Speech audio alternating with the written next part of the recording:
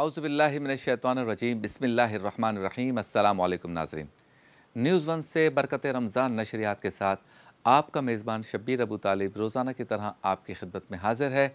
आज पाकिस्तान में 13 रमज़ानुल मुबारक यानी 13वें रोज़े की हम इफ़्तार करेंगे और आपके सामने हम एक बार फिर रूहानी कैफ़ व सुरूर से मुज़य्यन नशरियात पेश करने की सादत हासिल कर रहे हैं, इस यकीन के साथ कि आप घर बैठ कर माह रमज़ानुल मुबारक का हकीकी लुत्फ़ हासिल कर सकेंगे। आज जिस मौजू पे मैं गुफ्तगू करना चाहता हूँ वो बहुत अहम है और ये मौजू है पढ़े लिखे लोगों के लिए। ये मौजू है उनके लिए जिनको रब ताला ने कलम की ताकत अता फ़रमाई। ये मौजू या ये मज़मून या ये इंट्रो है उनके लिए या उसके लिए कि जिनको अल्लाह ताला ने माइक अता फ़रमाया, यानी कि वो मुक़र्रिर हैं, वो ख़तीब हैं, वो खुतबा देते हैं, वो वाज़ करते हैं, वो तकरीर करते हैं, वो लेक्चर देते हैं, वो कॉलेज में प्रिंसिपल हैं, प्रोफेसर हैं, वो सड़कों पर लोगों को तलक़ीन करते हैं, मिंबर रसूल पर बैठ कर तलक़ीन करते हैं, वो आलिम हैं, वो प्रोफेसर हैं, वो पीएचडी किए हुए हैं, पीएचडी करवाने वाले हैं, वो उस्ताद हैं, यानी हर तरह के वो लोग जो माइक हाथ में पकड़ के लोगों की रहनुमाई करते हैं। ये बात उनसे मुताल्लिक़ है। जो शायर हैं उनसे मुताल्लिक़ है क्योंकि कलम उनके हाथ में है। जो सहाफ़ी है उनसे मुताल्लिक़ है क्योंकि कलम उनके हाथ में है। जो कॉलम्स लिखते हैं उनके लिए है क्योंकि कलम उनके हाथ में है। तो मेरा आज का मौजू है इब्तिदाअन माइक और कलम की ज़िम्मेदारी। ये मौजू मैंने इसलिए चुना है कि जो सूरत हाल आजकल देखते हैं उस सूरत हाल के मुताबिक जिसके पास भी कलम है वो ये ना समझे कि वो जो चाहे लिख देगा और कोई इसको जो है काउंटर नहीं करेगा। वो जो चाहे लिख देगा वो लोग मान लेंगे, वो जो चाहे लिख देगा उसको लोग तस्लीम कर लेंगे।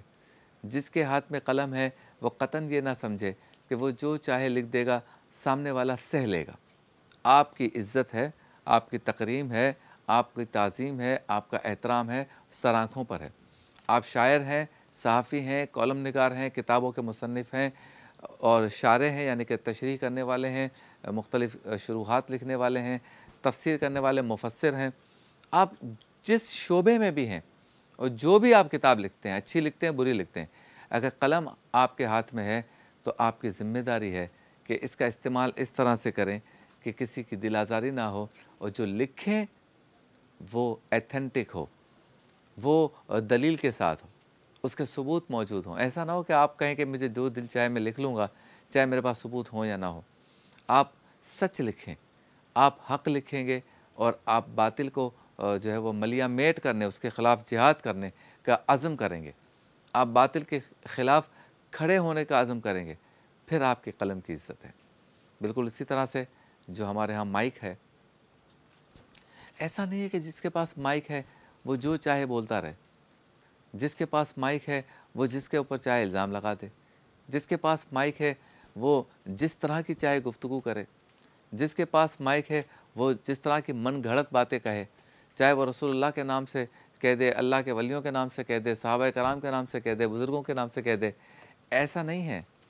ये माइक जो अल्लाह ताला ने आपको दिया है ये ज़िम्मेदारी है। इस माइक पर आपने वो कहना है जो सच है। इस माइक के ज़रिए आपने वो फैलाना है जो हक़ है। इस माइक के ज़रिए आपने वो बात करनी है जो सदाक़त पर मबनी है।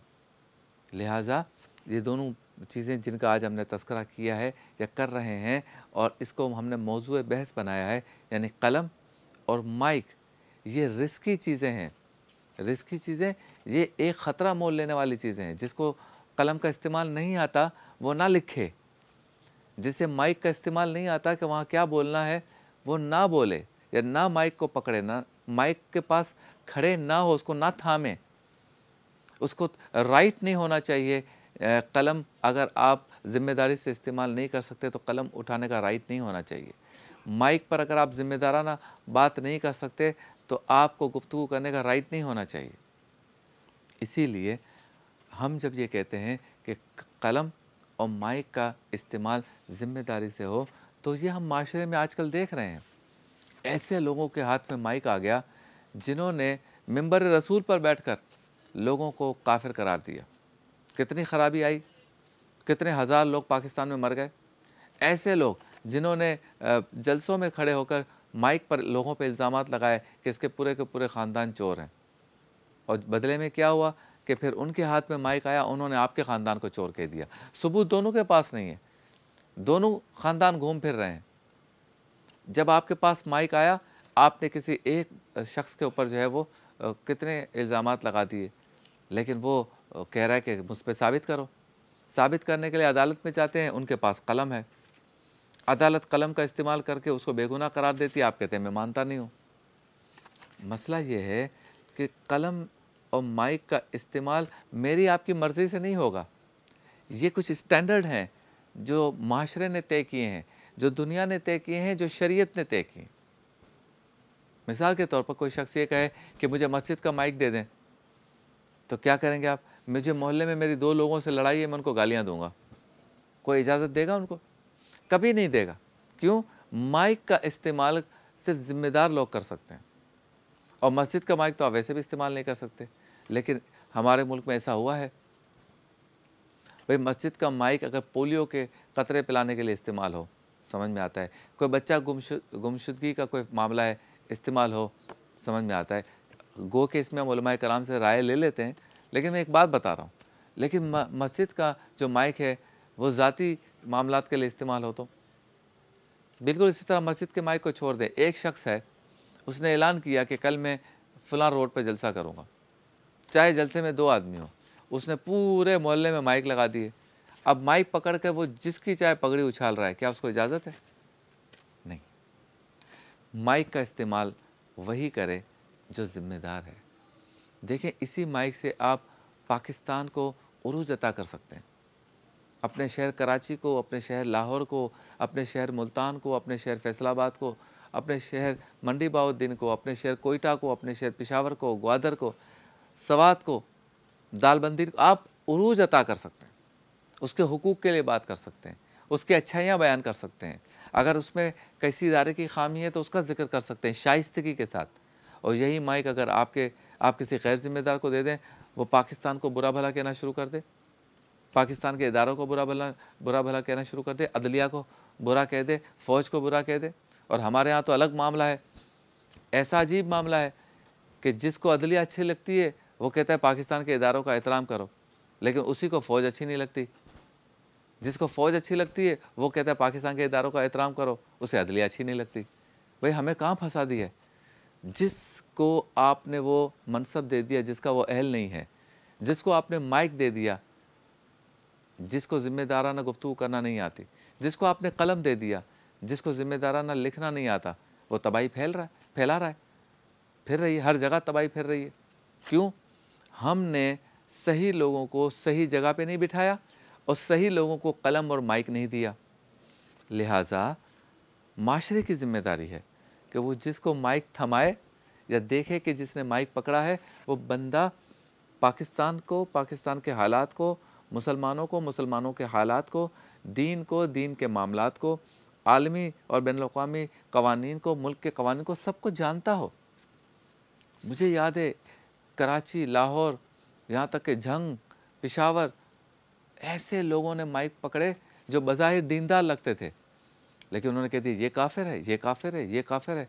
एतकाफ़ में बैठे हुए लोगों को मारा गया। क्यों?